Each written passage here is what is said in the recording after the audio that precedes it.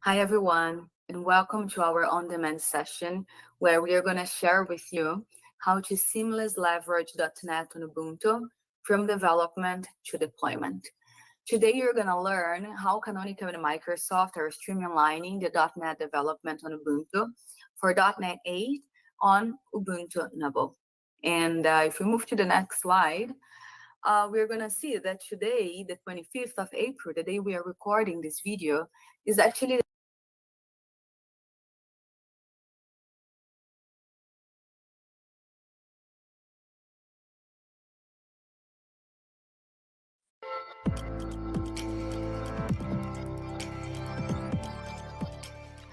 Hi, everyone, and welcome to our on-demand session where we are going to share with you how to seamlessly leverage .NET on Ubuntu from development to deployment. Today, you're going to learn how Canonical and Microsoft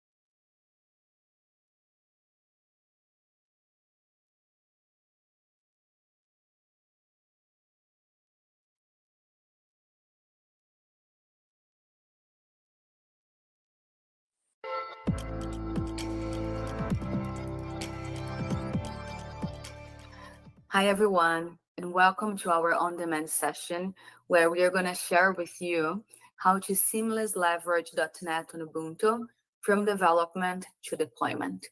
Today, you're going to learn how Canonical and Microsoft are streamlining the .NET development on Ubuntu for .NET 8 on Ubuntu Noble. And if we move to the next slide, we're going to see that today, the 25th of April, the day we are recording this video, is actually the day we are launching Ubuntu 24.04 or Ubuntu Noble Numbat. And that's the reason why one of the topics in our agenda today, the first topic we have, is .NET on Ubuntu 24.04. We are also going to talk about Chiselled and Chiselled containers, .NET developers using Ubuntu, .NET demo. We're going to have a .NET demo, and also we're going to share some links in the end where we can learn more about all of this. Meeting our speakers, I'm Nara. I'm the first person here in the picture. I lead the Azure Alliances here at Canonical, and I'm in constant contact with the Microsoft teams. We also have Cristóvão Cordeiro, who is the engineering manager here at Canonical for containers. And we also have someone from Microsoft. We have Richard Lander, who is the product manager for .NET, and he works very closely with us as well. So now I'm going to pass it over to Richard, who is going to talk a little bit more about .NET on Ubuntu 24.04. Great. Thank you, Anara. So I'm going to talk about how you get .NET kind of installed and how you get going on Ubuntu 24.04. So we've been working, Canonical and Microsoft, we've been working together now for a few years, making .NET and Ubuntu work better together. And so let's start with .NET 8. So .NET 8 is available today with Ubuntu 24.04 launch in the Ubuntu archive. So the package is just called .NET 8, .NET 8. So it's just like any other package in the Ubuntu archive. And so you can see how you install it. You just apt install the .NET 8 package. And then once it installs, you can type .NET CLI commands, and then you're ready to do .NET 8 development. And that's really all there is to it. With .NET 6 and 7, it's very similar, except you have to register the .NET backports repository, and that's just one additional line. And then you can see there, you can just install .NET 6, very similar package name, just a different version number. And then after you've installed that, then again, you can use the .NET CLI and type .NET commands, and you can do your .NET development from there. I wanted to talk a little bit about servicing and support.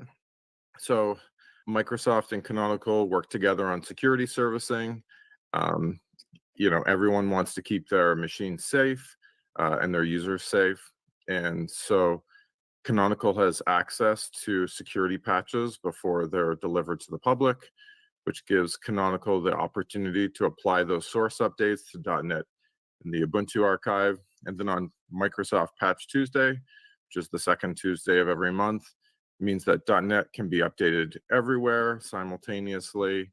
Microsoft updates .NET in a number of places, and then Canonical will update .NET in the Ubuntu archive. Speaking of support, so developers can file issues in kind of the regular places.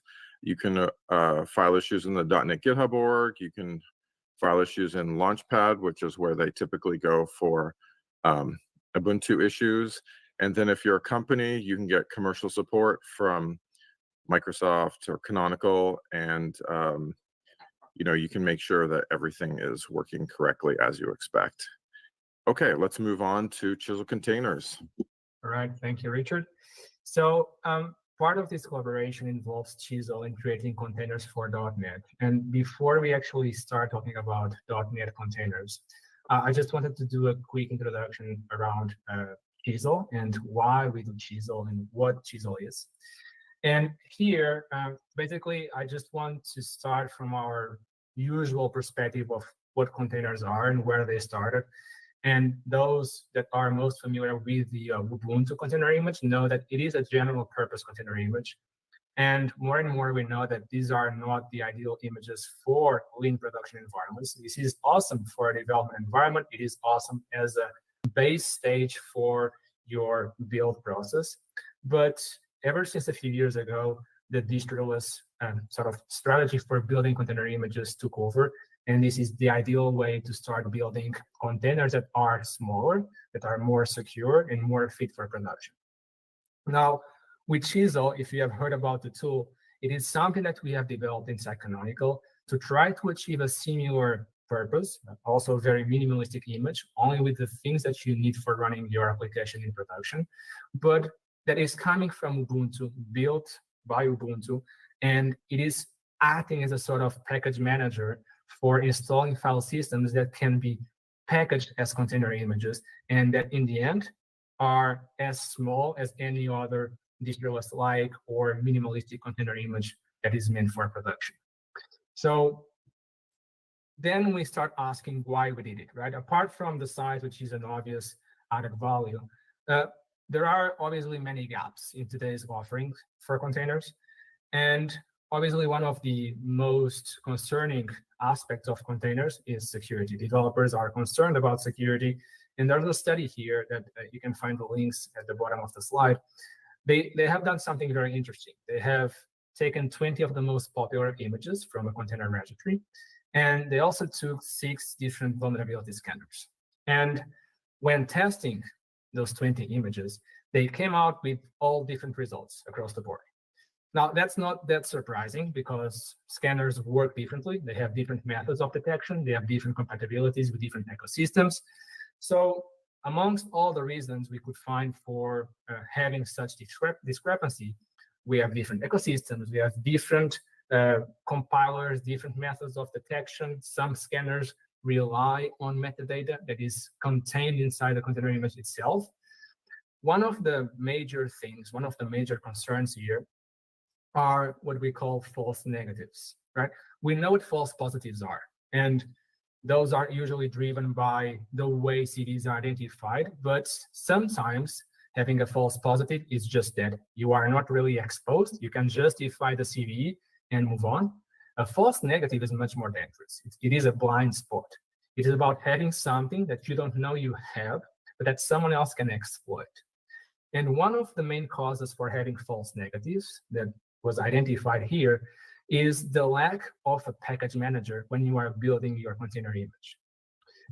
Now, this takes us to rethinking containers, and this is one of the main causes and one of the main drivers for us to having developed Chisel. If we look at distro today, the typical approach for doing it is by taking a base image. Even if you know the provenance, you trust that image, you tend to inflate it. You add all the dependencies, all the software, everything you need to run your application, and then you start cherry picking and trimming it down to a very minimal container image, right? The process, as you might get from my description, is top-down, and it is very error-prone because first you have to be the domain expert to know what to cherry pick from there, right? And you might unintentionally leave things out or put additional things in. So it's a very undeterministic process. And on the right side, the way to battle this strategy is to go the opposite way. We try to do things bottom up. This is the Chisel way, and it's managed. So Chisel, you can look at it as a sort of a smaller package manager. It doesn't handle packages. It handles slices of packages. The packages are the same ones you would find in Ubuntu archives. Those are Debian packages.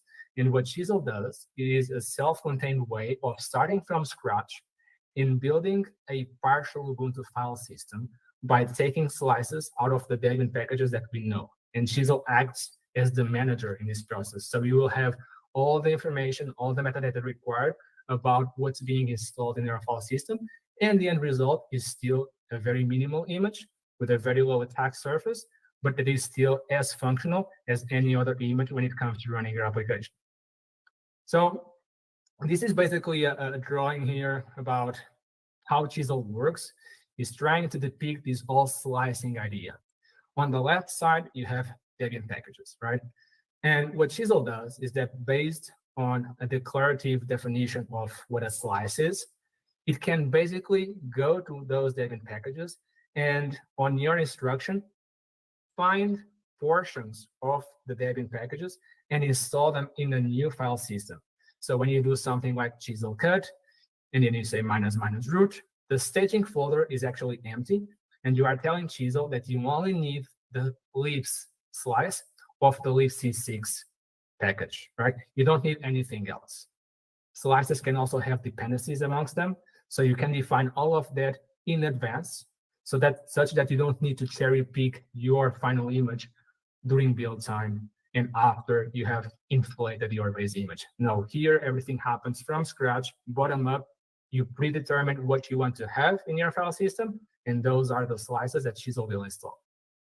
So now going to .NET, and what does this mean for .NET developers?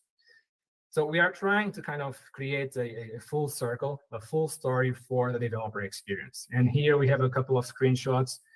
One is a blog from Richard here announcing the .NET Chisel containers. Canonical, we build our own Ubuntu-based Chisel.NET containers, while Microsoft does the same with Chisel as well. So you will find in MAR that there are a few containers that are Chisel, offering different flavors of .NET. And on the right side, we can see just a quick comparison of the different sizes for the same environment. So on the left side, we have Ubuntu.NET image, which is the full inflated Ubuntu-based image with .NET installed. And then with almost half its size, it's the same software, again, .NET, but Chisel on a Chisel base, right? And further on the right side, you can even go to 5 megabytes of size with a super minimal Chisel Ubuntu image that serves the purpose of running self-contained .NET applications. So if you are about to start building and packaging your applications in containers, your .NET applications, we have basically an offering shared between Microsoft and Canonical in several container registries, where you will find .NET 6, 7, 8 on several Ubuntu bases. You will find different images, whether you are targeting self-contained .NET applications. In that case, you can use the .NET depths. You will find the Chisel.NET runtime and Chisel.NET ASP.NET. So you can choose the one you prefer. You can also build your own. We can see that in the next slide. But ultimately, with the support for containers within .NET SDK, your whole building and packaging experience boils down to one single instruction. So the .NET SDK can publish your application in a container, and you can actually choose which container to use, either manually, as we are doing here in this example, by doing container-based image, or you can also use the container family, which will automatically pick one of Microsoft's Chisel containers automatically. So this is also something you can do, which is bring your own Chisel Ubuntu image. On the left side, you have an example of a slice definition. It's quite simple. All that matters is the package on top. It's the .NET Runtime 8, and then you can basically create as many slices as you want to. So when you create those slices, you are basically saying that, hey, I want a slice that only targets the libraries from .NET, another slice that maybe targets configuration files. Whatever it is, you are selecting the things that you need and leaving out everything else. So in the end, it's chisel cut, the package name, and then we have a convention that is underscore and the slice name. So there is a quick demo here. It's about 5 minutes. It's about depicting the whole full circle from source to deployment of a .NET application. So what we can see here at first, I'm just showing that I'm running this demo on 2404. It was done a few days ago, so not yet the official one that was released today. I'm also showing that I have .NET SDK 8.0 installed in this machine. Came from the archives, from the main archives, which means you will get free support for at least 5 years, and then you have the Ubuntu Pro. For the demo, we'll be using this demo application. I'm not going to talk too much about it, but basically it's a content management system that will give us some sort of visual feedback to the demo. And I'm going to use one of the core modules of this application. And I'm going to show you as well the project definition for this application, for this .NET application, just to show you that we have added a couple of things. First, we have added support for the container features on the SDK. And we have also defined in the project the container name that will come out of our compilation in our build process. We've also added a couple of environment variables that are useful for the application to run. And now all we need to do as a developer is just, again, as it was in the slide, .NET publish, and then we should note the -t publish container, which is what will make the SDK publish this in a container. We are using .NET 8. And here I am using on purpose our canonical image for .NET AspNet. This is a chiseled image that we have published in ACR 8.0 based on Noble. But we could also use, as I said before, the container family. Both options would work just fine. The latter, you would just need to pass something like noble-chisel, and the SDK would automatically fetch the chiseled image from Microsoft's registry. So here we can see the build ongoing, and we are going to the last step here where we can see that we are building the image. That's the target image that we have defined in the project, and it's being built on top of our ACR chiseled Ubuntu image for AspNet, right? And we got the final image here. We are going to quickly upload it to my own private registry, which is, by the way, it's my name, azurecr.io. So while the upload is taking place, we'll just have a quick look inside the image to see what happened during the build. And we can actually see that there's an additional layer, the last one, where the whole application was added on top of the chiseled container image. And from the chiseled container image, we can see at user bin and user leave here that everything that is there is actually just .NET and its dependencies, nothing else. So the extra layer is really just the application. So here I have nothing running on this host on port 8080. So now I'm going to start a container just to make sure it is functional. So I don't need to pass anything apart the port mapping. The container seems to start well. I have it listening on port 8080. I'm going to go back to the same IP, refresh the page, and now we should get the landing setup page. I'm not going to start anything just yet. I'm going to leave that for later, because now the next step in our full circle of development is to actually deploy this somewhere. So I'm going to stop the local container. This was basically my naive test to make sure it works. I now am going to show you that I have an AKS cluster. It is running, it is set just for this demo. I have a few nodes, a few Kubernetes nodes running there in Azure. And what I'm going to do is to actually deploy this container, attach a service to it, and then I'm going to rerun the same thing from the browser. This time we are going to do something with the application. But you can see here that the Kubernetes service is quite simple. Again, port 8080, and it is using the image that we have just uploaded to my private registry.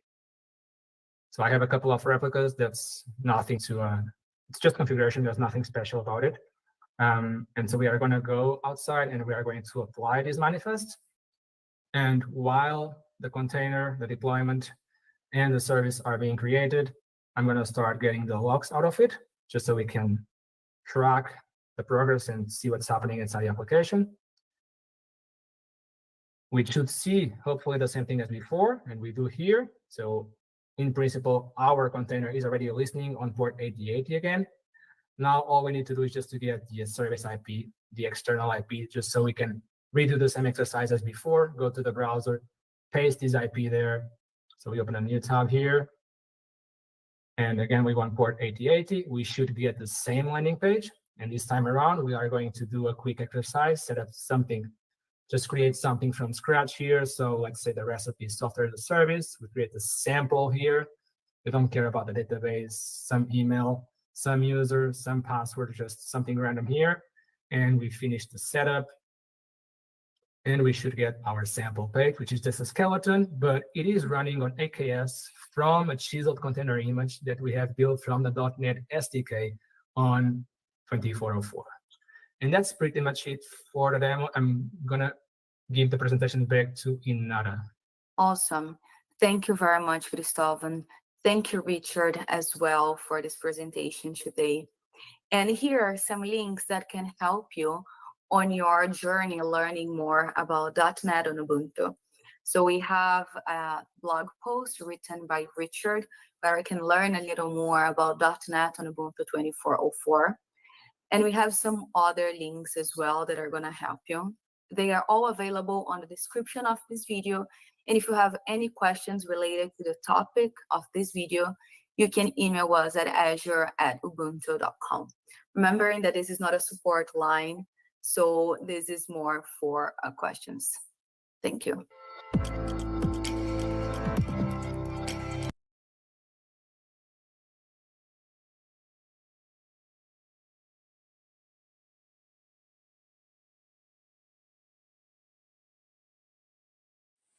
Well, and I think that's about it for this demo and the overall story for .NET developers to go from development to deployment.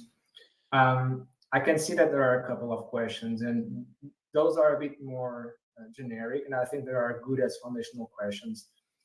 So one of them is, are Chiselled Ubuntu containers our take on distroless, and what's the difference? And I think I've mentioned that during the demo and also during the presentation. It is a good foundational question in the sense that, in short, yes, this is our answer to distroless, not because distroless needed an answer, but just because we feel like there's still something to be done, not only in terms of developer experience, but also because, as I've mentioned, there are certain strategies within the distroless making of containers where you tend to either inflate an image and then trim it down, cherry pick stuff, or maybe because one of the practices is that it is sufficient to just remove your base out of your container image, therefore making it baseless, taking the distro out of it, and then you have a distroless image. But we can do more than that. So the chiseled aspect of a container image is that you can even cherry pick, or we can actually pre-select things from the packages themselves that you know you need and filter out those things you know you don't need for your production image for your runtime environment. So that's, yeah, it's inspired on the distroless concept, but Chiselled Ubuntu containers are going one step further in terms of developer experience and also in terms of the attack surface, the size, and the overall security of your container image in general. And I think that leads us to the second question here, which is also a bit generic to some extent, but also right to the point of why we are doing this. And the question is about why are chiseled images the right images for production? And again, it's precisely because of the advantages I just mentioned, in the sense that because they are small, because they have a smaller attack surface, they only have the things you need for your application to run. Those are the things you want to have in production because they are less exploitable, they are more secure, they consume less bandwidth when you are pulling new images or when you are continuously deploying updates to your Kubernetes cluster to have new tags, new updates on your container image. Those are the right ones for production. You surely don't want to have utilities or development kits in your production image, and therefore you take all of that out, you take everything you don't need, and chisel is the best way to do that from the bottom up. And I think that is pretty much it. I think we might end it here if there's nothing else.